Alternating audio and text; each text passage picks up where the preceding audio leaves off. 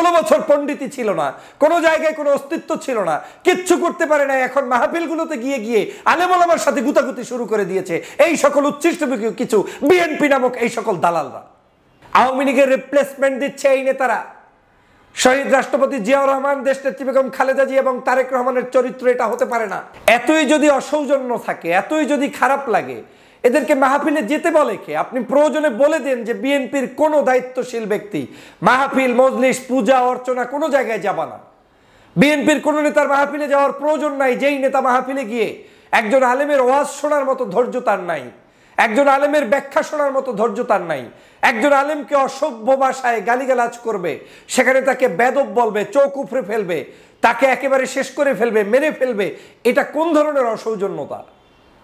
আজকের বাংলাদেশের প্রায় জায়গায় এই ঘটনাগুলো এখন ঘটছে। কবির বিন সামাদ বাংলাদেশের আলোচিত একজন শিল্পী, একজন লেখক, একজন ইসলামিক ওয়াইজিন এবং তিনি ইসলামিক কন্টেন্ট ক্রিয়েট করে বিভিন্ন জায়গায় আলোচনার জন্ম দিয়েছেন। বাংলাদেশের তরুণদের কাছে একজন জনপ্রিয় ব্যক্তিতে রূপান্তরিত হয়েছেন।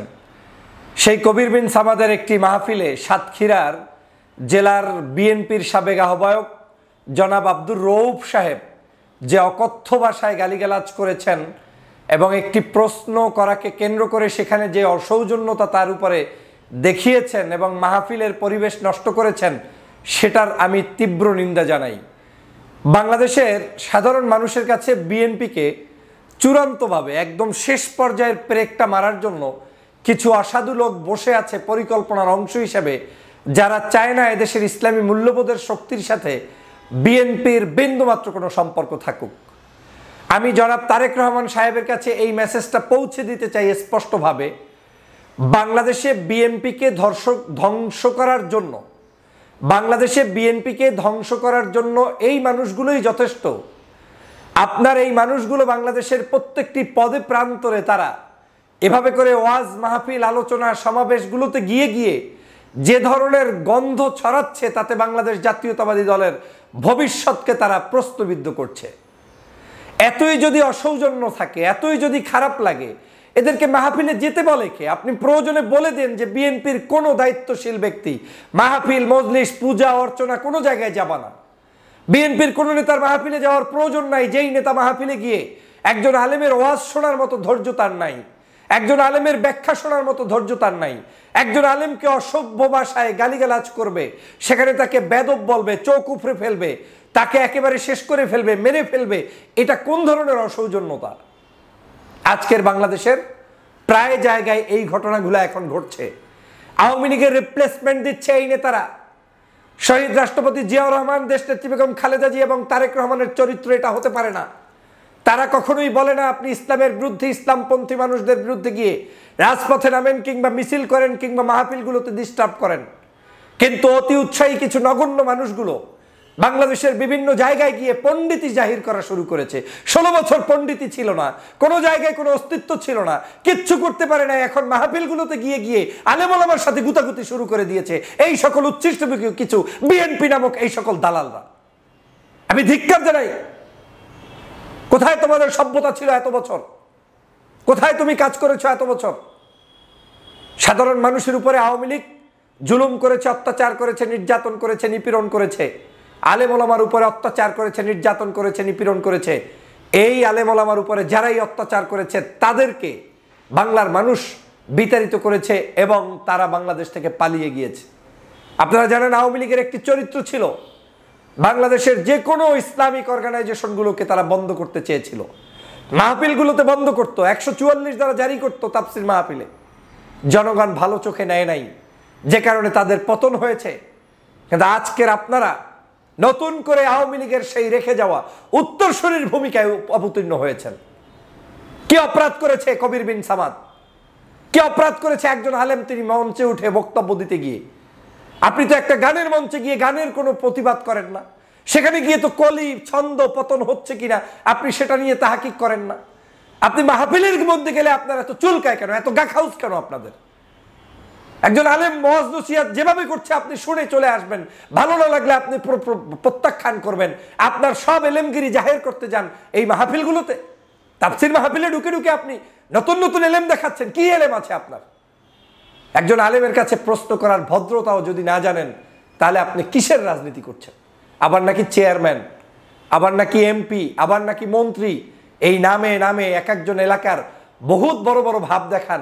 মনে করেন যে গ্রামের মুসল্লিরা আপনাদের সামনে জিম্মি। আসলেই জিম্মি।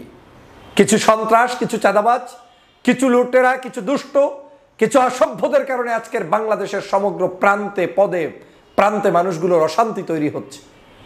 আমি স্পষ্ট ভাষায় বিএনপির পক্ষ থেকে দিক নির্দেশনা চাই এই সকল মানুষদের প্রতি। হয় তারা মাহফিলে যাবে, চুপ করে বসে থাকবে, না হয় তারা মাহফিলে যাওয়ার প্রয়োজন নেই। মাহফিলে গিয়ে যদি সন্ত্রাসী করে, মাহফিলে যদি চৌক উপড়ে ফেলে, মাহফিলে গিয়ে যদি বক্তাকে বেদব বলে, ওই রকম বিএনপি নামক কর্মীকে তো মাহফিলে যাওয়া থেকে বন্ধ করে দেওয়া উচিত। এই একই কাজ আওয়ামী লীগ করে পতন হয়েছে, এই একই কাজ আওয়ামী লীগ করে ধ্বংস হয়ে গিয়েছে। সেই কাজটি আপনারা আবার শুরু করে দিয়েছেন। আমি ধিক্কার জানাই, নিন্দনীয় কাজ করেছেন। এই একই কাজ এই গত দুদিন আগে আমার এলাকায়ও শুনলাম, একটি তাফসির মাহফিল, প্রায় 50 বছরের উপর থেকে পরিচালিত একটি মাহফিল, নিজেরা কামড়াকামড়ি করে বন্ধ করে রেখেছিল। জানি না এখন চালু হয়েছে কিনা। এটা কোনো ধরনের ভালো কাজ নয়। এটা ইঙ্গিত বহন করে দৌলিয়াতের, এটা ইঙ্গিত বহন করে পতনের, এটা ইঙ্গিত বহন করে ভবিষ্যৎ অন্ধকারের। আর এই কাজগুলোর সমালোচনা তারাই করবে না যারা আজকের লুটেরা, সন্ত্রাস কিংবা চাঁদাবাজ। আর তারাই আপনার এই দোষগুলো ধরিয়ে দিবে যারা দেশপ্রেমিক এবং ধর্মপ্রেমিক এবং মানুষের সিমটম বোঝে, মানুষের পালস বুঝে, তারাই আপনাকে ধরিয়ে দেবে। আপনার স্পষ্ট নির্দেশনা দিয়ে দিন। কত বড় দুঃসাহস একজন আলেম সে যেই হোক, এলেমের পার্থক্য থাকতে পারে, আমলের পার্থক্য থাকতে পারে, বয়সে ছোট বড় থাকতে পারে, কিন্তু একজন ওয়াইজিন, আমার বাড়ির মেহমান, তাকে আপনি প্রশ্ন করবেন, আবার প্রশ্নের উত্তর সঠিক মতো না পেলে, মন মতো না হলে আপনি সেখানেই করবেন। চেহারার মধ্যেই তো মনে হয় যেন আপনার মধ্যে বিন্দুমাত্র ইসলামের প্রতি দরদ নাই। এই আব্দুর রবকে বহিষ্কার তো করবেনই, কিন্তু এই আব্দুর রব তো ছোট্ট একটা চিনিপুটি, এটা তো কিচ্ছু না, এটা তো নাথিং। বিএনপির এটা তো একেবারে পার্ট, একেবারে স্মল, তো মেম্বারের যোগ্যতা নাই। কিন্তু এই আব্দুর রবকে বলছি না, আমি বলছি বাংলাদেশের প্রত্যেকটি জায়গায়, শুধু রব নয়, আরো যারা বড় বড় মহারথী রয়েছে, যারা সকাল সন্ধ্যা ধর্মের বিরুদ্ধে, ইসলামের বিরুদ্ধে, আলেম ওলামার বিরুদ্ধে বিষোদ্গার গায়, ওই সকল দুষ্টগুলোকে মুখ বন্ধ করেন, না হয় বহিষ্কার করেন, না হয় ওদের কাছ থেকে দলকে রক্ষা করেন। এরা আপনার দলের বিন্দুমাত্র উপকার করবে না। মনে মনে ভাববেন না যারা আজহারীর বিরোধিতা করছে তারা আপনার দলকে ভালোবাসছেন, না, দলটাকে একেবারে গোয়ার ভিতরে, আপনার একেবারে গর্তের ভিতরে ঢুকিয়ে দিচ্ছে। আর যারা মনে মনে ভাববেন না যে অমুক মুক্তিযোদ্ধা টাইটেল লাগিয়ে, হ্যাঁ, ফজলুর রহমানের মতো একজন নেতা, বিশাল মনে হয় যেন আওয়ামী লীগ করে আসছে, দলে এত নেতা শর্ট পড়েছে যে আওয়ামী লীগ থেকে ধার করা নেতার দিয়ে তারপরে ধর্মবিরোধী কথা বলাতে হবে। এই সকল লোকগুলো আজকের বাংলাদেশের বিভাজন তৈরি করছে, আজকের সকাল সন্ধ্যা প্রতিনিয়ত ধর্মভিত্তিক কাজগুলোর বিরোধিতা করছে। এই সকল হারুন পাপিয়ে দিয়া এই দল টিকবে না। এই দল যদি এই সব মানুষ দিয়ে টিকাতে যান, মাহফিল মজলিসগুলোর উপরে আক্রমণ করে যদি টিকাতে চান, তাহলে সেটা যে কয়দিনের জন্য টিকবে, তারপরে দেখবেন যে সেই অবস্থাটা কোথায় গিয়ে দাঁড়ায়, শেখ হাসিনার পথেই হাঁটতে হবে। আমি সে কারণে স্পষ্টভাবে বলতে চাই, এই ভাষাগুলো দেখুন এবং শিখুন। কি করছেন এগুলা? জনগণের কাছে কি উপস্থাপন করছেন আপনারা? এদেশ 5ই আগস্ট আবার নতুন করে স্বাধীন হয়েছে কারো বাপদাদির তালুকদারিগিরি চালানোর জন্য নয়। এদেশটা স্বাধীন হয়েছে সকল ধর্ম, পেশার, মতের মানুষগুলো স্বাধীনভাবে কথা বলবে সেজন্য। অতএব সাবধান হয়ে যান যারা এই সকল নোংরামির সাথে সম্পৃক্ত। আমি মনে করি তারা এই দল, এই দেশকে ক্ষতিগ্রস্ত করছে। বিএনপির মতো এত বড় একটি জনপ্রিয় দলকে প্রশ্নবিদ্ধ করছে। যারা এটা করছে তাদের থেকে দলকে সাবধান করার এখনই সময়, না হয় পতন নিশ্চিত।